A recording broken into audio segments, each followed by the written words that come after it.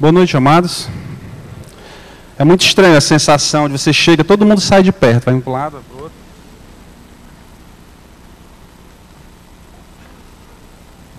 Cadê a Cristina, hein? Cristina, Rodolfo, Rafael Cavalcante e Marco Lindo estão fazendo bullying gospel, viu? Bullying gospel. Eu cheguei, o Rodolfo, tá nervoso? Eu tô não. Tá nervoso? Tô não. O Rafael pegou, mostrou a câmera focado, mesmo no púlpito aqui, né? Aí quando o Marco Lindo sobe, esse pastor tá nervoso. Isso é bullying, viu? Mas, amados, queira Deus, eu vou mandar, eu vou pedir para sair, Marco Lindo. Queira Deus que todos que subam no púlpito fiquem nervosos. Se trema. Porque trazer a palavra de Deus é algo tremendo. É algo de uma responsabilidade quase que insuportável, como o pastor André falou hoje de manhã.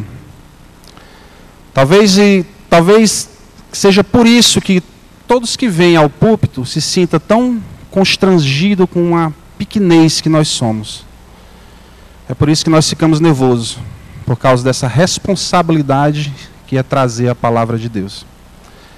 Eu queria que as crianças, eu tenho maior vontade de chamar as crianças para cá, mas não vou fazer igual o pastor Nogueira não. As crianças podem sair, vai ter o culto infantil.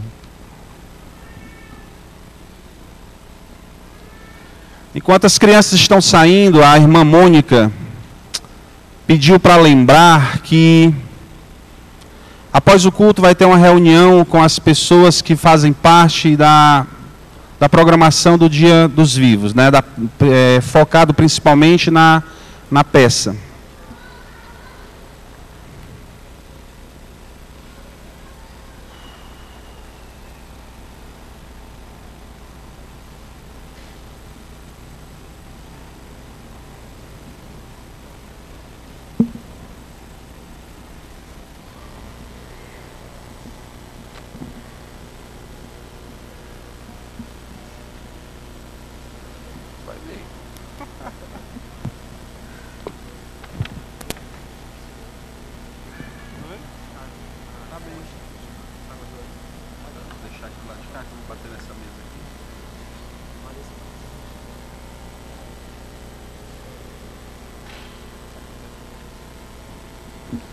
Amados, vamos nos acalmar, vamos parar um pouco, vamos orar, vamos colocar diante de Deus esse momento. Hoje, com a graça de Deus, iremos trazer a nossa mensagem no livro de Amós. E, amados, é incrível como o livro do profeta Amós nos traz uma mensagem atual e extremamente oportuna para o momento em que vivemos. Os escritos nos relatam tremendos problemas vividos naquele período. Problemas no âmbito político, social, econômico, moral e, sem dúvida, espiritual. Amós denuncia os pecados de opressão, de injustiça social, de corrupção, de idolatria, não importa aonde. Nos palácios, na corte, nas mansões dos ricos, nos templos religiosos. Um homem de coragem. Um homem que vê a sociedade em ruínas, nos âmbitos político, social, e vai lá e denuncia o pecado. Ele coloca o dedo na ferida, alertando para a necessidade urgente de arrependimento.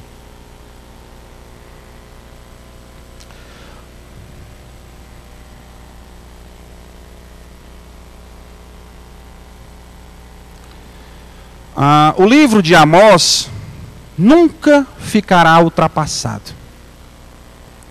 O livro de Amós nos faz lembrar o presente, nos faz lembrar claramente o presente, por causa de todos os problemas que estamos passando na sociedade, na política, nas instituições, em todos os sentidos. O livro de Amós nos faz lembrar o presente. Isso mesmo estando olhando para um passado bem distante da nação de Israel. E é isso, amados. Hoje iremos meditar em um pequeno trecho do livro. Vamos orar. Vamos colocar esse momento diante de Deus. Senhor nosso Deus, Pai amado, santo e eterno, louvado seja o teu nome, Senhor. Te agradecemos, Deus, porque tu és bom e as tuas misericórdias duram para sempre. Em nome do Senhor Jesus, ó Pai, nós te pedimos, teu Santo Espírito, que o Espírito Santo, ó Deus, possa estar falando aos nossos corações. Ó Deus amado, ó Deus bendito, usa o pregador, ó Deus, usa essas palavras para tocar no coração do teu povo. Para que possamos, ó Deus, sair daqui, como bem foi dito, melhor do que entramos. Para que possamos, ó Deus, estar, ó Deus, com nossas vidas diante de Ti, no amanhecer, no entardecer e no deitar. Para que possamos, Senhor, estar lembrando, ó Senhor, que temos a Ti para prestar contas. Para que possamos, Senhor, podermos ser chamados, ó Deus, filhos fiéis. Filhos, ó Deus, que buscam a Tua palavra e andam nos Teus caminhos. Pedimos a Tua proteção, a Tua guarda. Em nome do Senhor Jesus Cristo. Amém, Pai. Vamos abrir nossas Bíblias no livro de Amós. E quem for achando, por favor, fique de pé.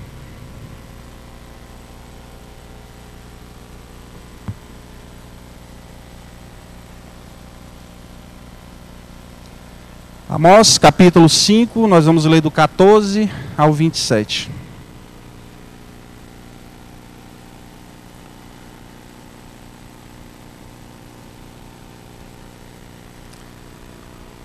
Buscai o bem e não o mal, para que vivais.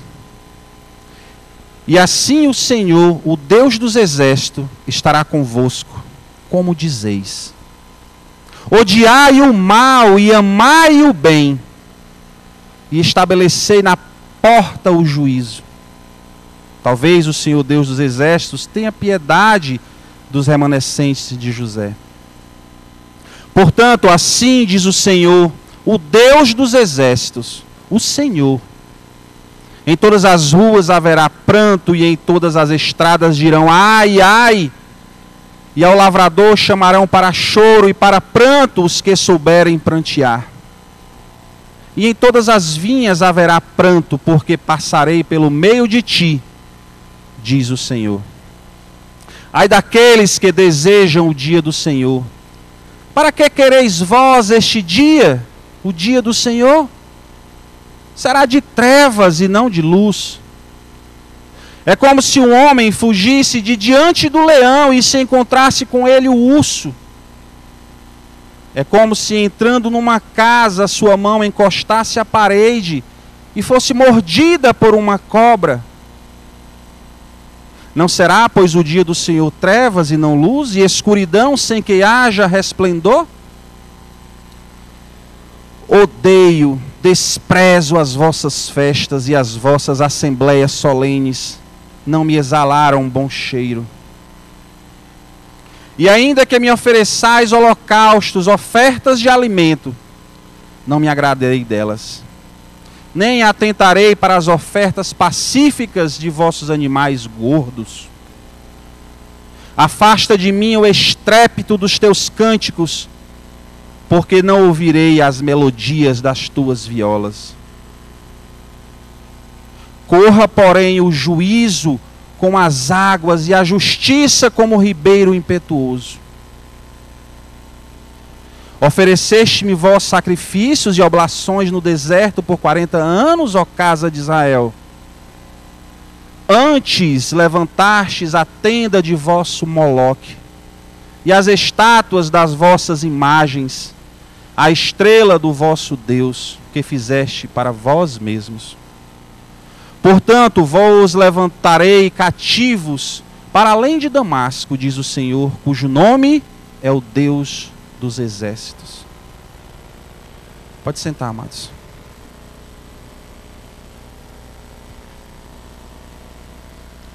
Amados, esse texto é tremendo. Mas para que possamos entender melhor a mensagem, precisamos entender um pouco o contexto geral do momento. Antes de entrarmos propriamente dito na mensagem, precisamos entender um pouco o que estava acontecendo. E o que estava acontecendo, amados, é que com a divisão do reino, as 10 tribos se afastou das leis de Deus por mais de 200 anos, tendo dezenas de reis e algumas dinastias. Jeroboão, por mera estratégia política, construiu novos templos em locais estratégicos e conhecido pelo povo, para que o povo não precisasse subir até Jerusalém.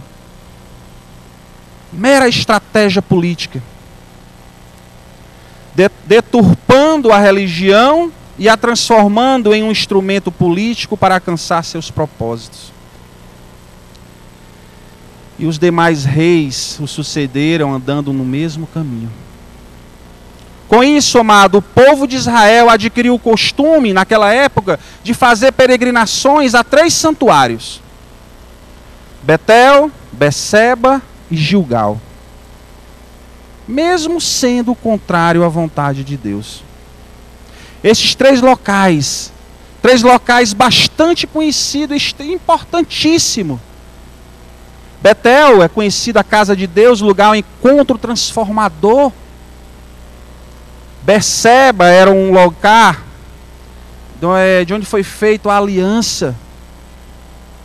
Gilgal era um lugar onde simbolizava a posse da herança e das grandes conquistas e vitórias. Mas essa, amados, não era a vontade de Deus. E em vez de transformação em Betel, havia idolatria.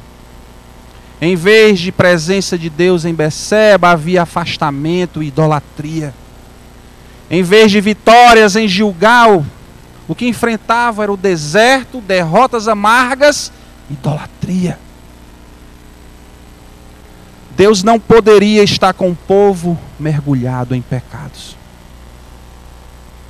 E o que vemos, amado, é que mesmo com toda essa peregrinação, com toda essa religiosidade, todo esse ritualismo, o povo de Israel não caminhava na direção de Deus.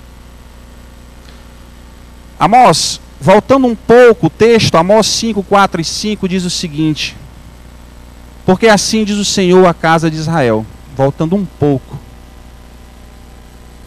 buscai-me e vivei. Amós capítulo 5, 4 e 5. Buscai-me e vivei. Mas não busqueis em Betel, nem venhais a Gilgal, nem passais a Beceba, porque Gilgal certamente será levado cativo e Betel será desfeito em nada. Deus tinha dito: não vão lá. E o povo peregrinava, e o povo idolatrava, e o povo fazia as festas, mas nada daquilo estava do agrado de Deus. O povo estava atolado com todo tipo de idolatria, de religião distorcida, de materialismo, de imoralidade, de injustiça. O povo não caminhava na direção de Deus. E Amós destaca nesse texto alguns aspectos que revelam a ilusão religiosa do povo de Deus. Primeiro, amado, nós encontramos no versículo 14. Vamos ler. Versículo 14 diz o seguinte: buscai o bem e não o mal, para que vivais, e assim o Senhor, o Deus dos exércitos, estará convosco. Como dizeis? O nosso primeiro ponto é uma presunção arriscada. Amós diz: buscai o bem, amados, e não o mal. E assim o Deus dos exércitos vai estar convosco, como vocês dizem. O povo arrogava ser o povo de Deus. O povo dizia: nós somos filhos de Abraão. Como dizeis, amados? Os israelitas se gabavam de ser os herdeiros da promessa que havia sido entregue a Abraão. Eles olhavam para o futuro com total serenidade, com total confiança, iludidos, pensando eles que entre Deus e eles não havia nenhuma barreira, que tudo estava em paz e tudo estava em harmonia. Eles eram convictos, tão seguros, que até desejavam o grande dia do Senhor.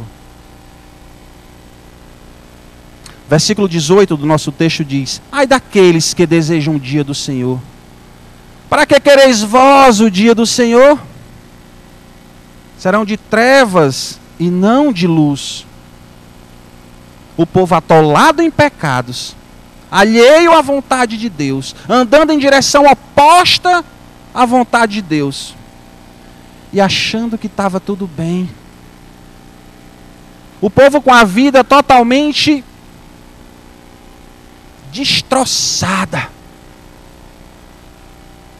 sem arrependimento, sem olhar para a vontade de Deus, e achando que está tudo bem, não vai acontecer nada, nós somos o povo da promessa. Vamos abrir nossas Bíblias em Malaquias 3, e vamos ver um pouco o que esse texto diz para a gente. Malaquias 3, versículo 2 a 7. Malaquias 3, 2 a 7 diz o seguinte: mas quem suportará o dia da sua vinda? E quem subsistirá quando ele aparecer? Porque ele será como o fogo do ourives e como o sabão dos lavadeiros. E assentar-se-á como fundidor e purificador de prata. E purificará os filhos de Levi e os refinará como ouro e como prata. Então, ao Senhor trarão ofertas em justiça. E a oferta de Judá e de Jerusalém será agradável ao Senhor, como nos dias antigos e como nos primeiros anos.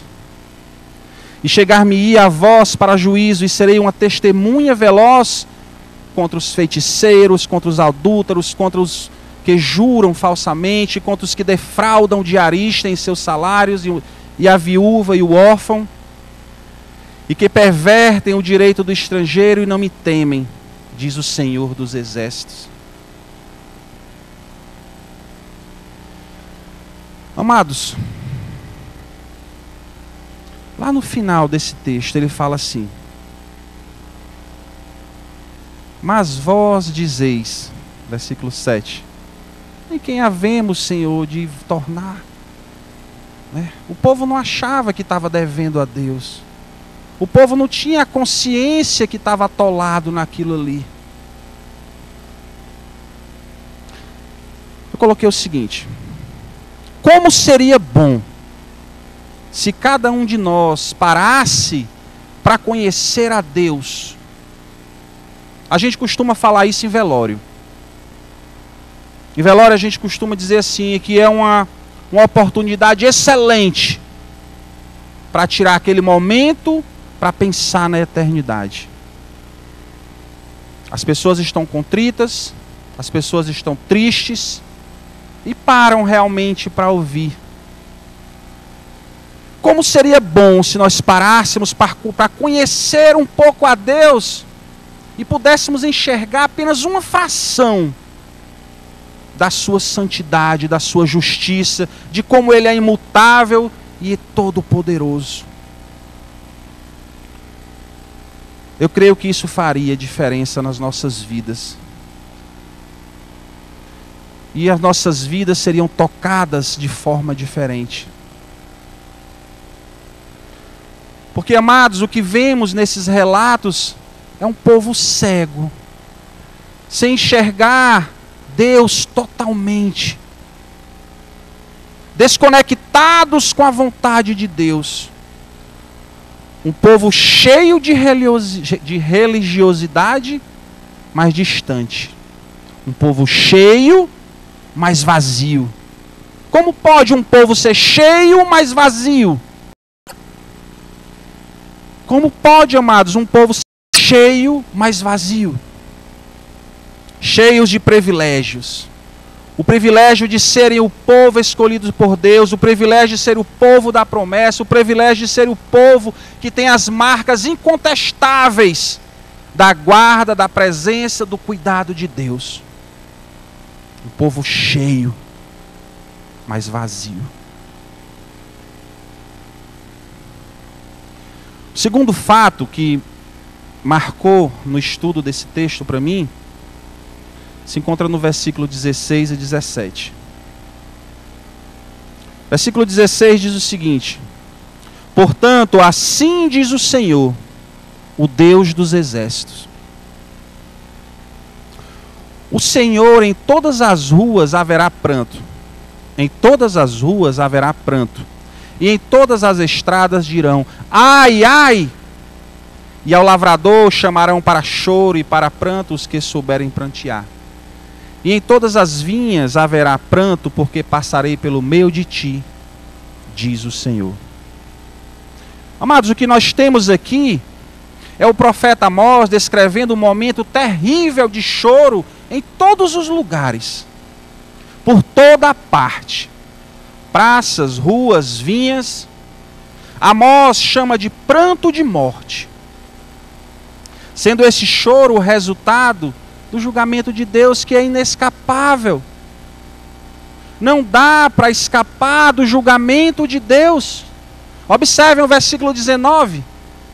É como se o homem fugisse diante do leão e se encontrasse com ele o urso. Ou como se entrando numa casa a sua mãe encostasse à parede e fosse mordido por uma cobra. Observem isso.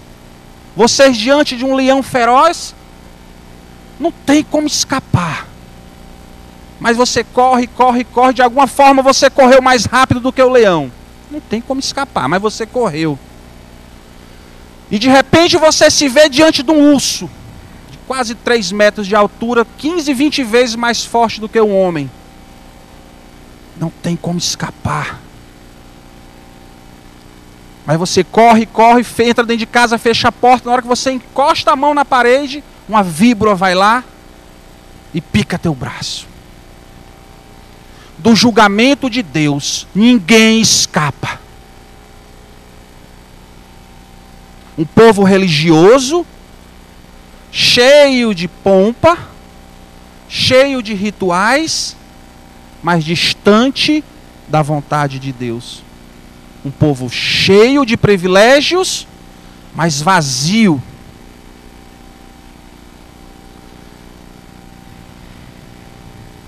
Amós 4,12 diz o seguinte: portanto, assim te farei, ó Israel, e porque isso te farei, atentem, preste atenção, prepara-te, ó Israel, para te encontrares com o teu Deus. Amados, esse aviso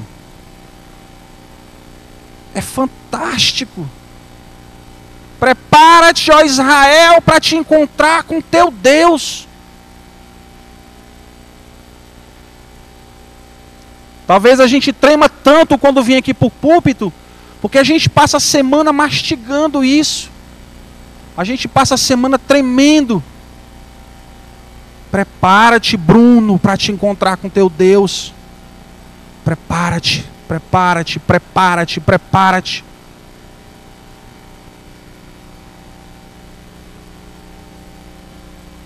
O povo de Israel, naquele momento, naquele tempo, naquele período, estava se enganando a si mesmos. E ainda assim desejosos do dia do Senhor. Pensando eles que esse dia seria de glória e vitória para eles.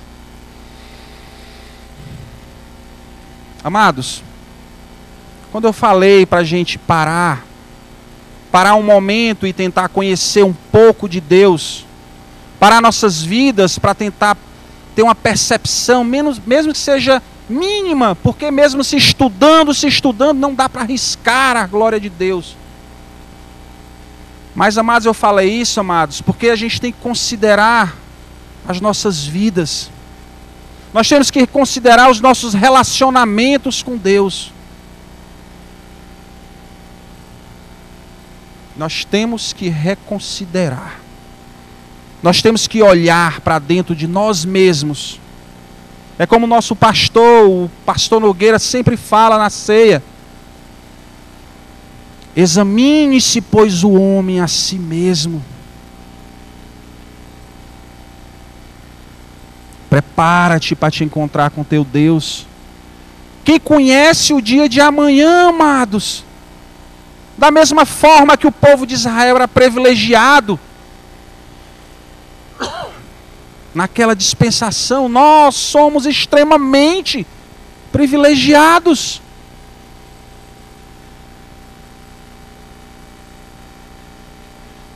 Temos que nos preparar, amados, para o encontro com o Senhor.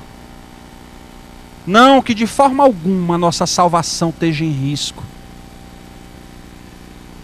Mas o que colocaremos diante de Deus? O que colocaremos, o que apresentaremos diante de Deus? Vidas vazias.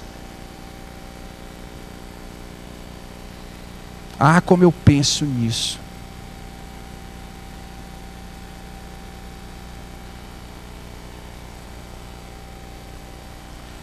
Poucos anos depois,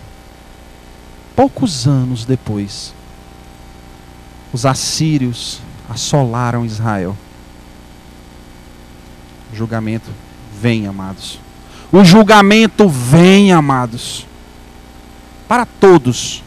Judeus, gentios, brancos, negros, magros, altos, ricos, pobres. O julgamento vem. Para nós crentes, resta o que eu falei há pouco, que iremos apresentar. A nossa vida como sacrifício vivo, os nossos atos, as nossas palavras. O pastor foi bastante edificado com a mensagem de hoje de manhã. O que é que eu tenho falado? O que é que eu tenho pensado? O que é que eu tenho dito? Como é que são os meus negócios? Prepara-te para encontrar com teu Deus. O nosso terceiro fato, amado, que retiramos do texto, se encontra nos versículos 21 a 23. O desgosto de Deus.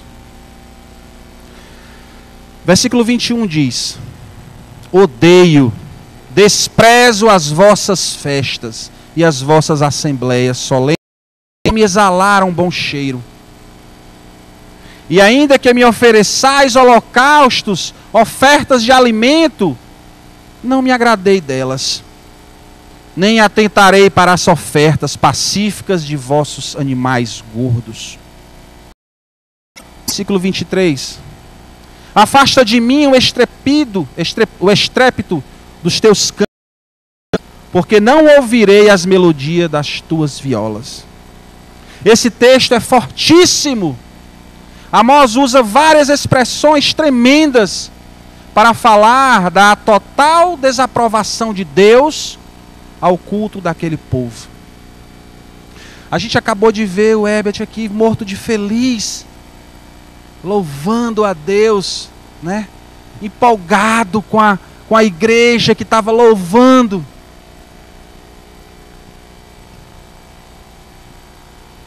Como é que estão nossas vidas diante de Deus? Deus está recebendo os nossos cânticos de adoração? Individualmente? Deus está se agradando do nosso culto racional? Deus está se agradando de nossas vidas? O povo de Israel daquela época não. Ele falou: odeio, desprezo as vossas festas e as vossas assembleias solenes não me exalaram bom cheiro. Afasta. Uma religião pomposa, mais uma vez eu vou dizer, animada, tinha festa, mas sem a aprovação de Deus, sem vidas consagradas, sem olharem a obediência à vontade de Deus. Religiosidade morta.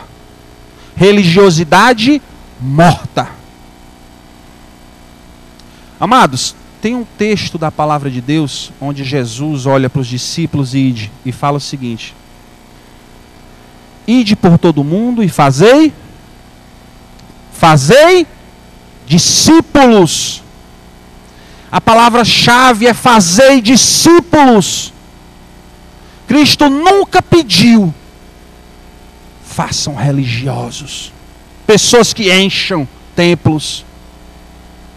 Cristo nunca pediu isso. Ele pediu, façam discípulos.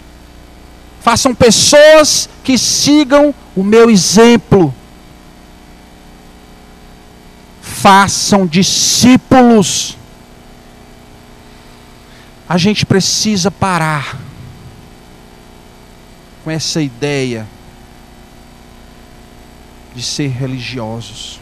Graças a Deus nós não temos isso aqui. A igreja sempre está ensinando, precisamos ser discípulos. O que acontece, amados, é que vivemos numa época que muitos cristãos pensam que a santidade é como um acessório de carro de luxo. Muitos cristãos pensam que a santidade não é obrigatória no crente. Muitos cristãos acham que podem viver suas vidas separadas, alheias à vontade de Deus. Santidade, direcionamento de Deus, vontade de Deus, está incluso na personalidade do novo nascido. Não é opcional, é obrigatório. Amados, o nosso quarto e último ponto nos dá um rumo, abre o nosso coração, alegra a nossa alma, nos dá um rumo, amados, nos dá parâmetros fantásticos, a qual devemos nos guiar para estar dentro da vontade de Deus. E aqui, amados, que eu peço a vocês talvez a total atenção. Parem de pensar no que vocês estão pensando. Olhem, preste atenção no que vai ser dito aqui agora. Versículo 14 a 15. Amós diz o seguinte: buscai o bem e não o mal. Odiai o mal e amai o bem. E estabelecei na porta o juízo. Talvez esse, amado, seja um segredo maravilhoso que nós precisamos colocar nas nossas vidas. Buscai o bem e não o mal. Odiai o mal e amai o bem. Em primeiro lugar, o profeta nos mostra a necessidade obrigatória de fazer o bem. Buscai o bem. Amados, é muita ousadia da nossa parte dizermos que estamos com Deus. Não é ousadia da nossa parte dizermos que estamos com Deus e a prática do bem não ser uma constante em nossas vidas. Parece com aquele povo lá de Israel. O pai Abraão é o nosso pai, nós estamos livres de tudo. É muita ousadia da nossa parte dizermos que temos a Cristo e as marcas de Cristo não serem o fundamental na nossa vida. É muita ousadia de sermos